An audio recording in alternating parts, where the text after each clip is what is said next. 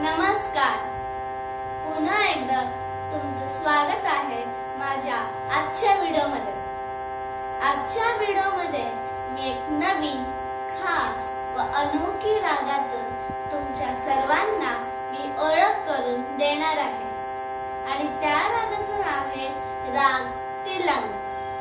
तर आजच्या व्हिडिओमध्ये तुम्हाला मी हेही सांगणार की याचे आरोह अवरोह कसे सादर करायचे आणि याची माहिती या रागाबद्दल काय सांगते हे जाणून घेऊया। तर चला सुरू करू। हा राग खमाज मधून उत्पन्न झालेला आहे। या रागाची खासियत आहे की या रागात ऋषभ व धैवत हे तर वज्र स्वर आहेत, पण ऋषभ कधी कधी आरोह मध्ये उपयोग केला जातो। आजकाल मोस्टली जेव्हा आरोह अवरोह आपण तार सप्तकात सादर करतो तेव्हा या रागाची जाती अडवड आहे। रात्रीचा प्रहर दुसरा प्रहर आहे या रागाला सादर करणं। या रागाचे वादी संवादी आहेत, वादी गांधार, संवादी निषाद।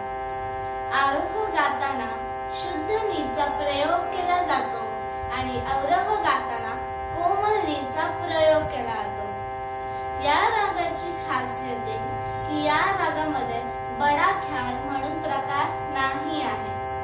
तर चला आपण त्याचे आरोह अवरोह जाणून घेऊया।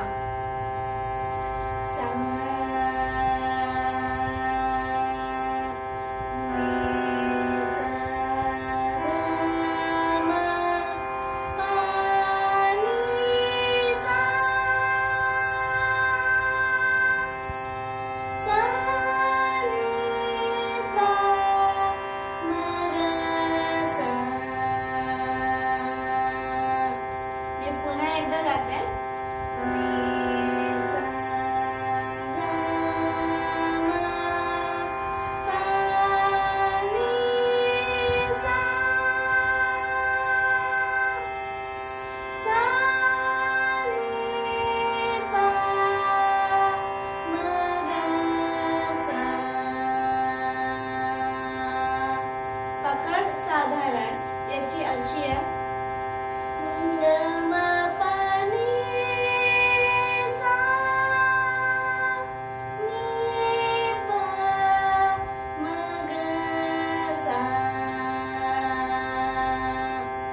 तर यात आपण जेव्हा आरोह अवरोह गातो तेव्हा आपण ही गोष्ट लक्षात घेऊ की या रागाचं मुख्य अंग काय,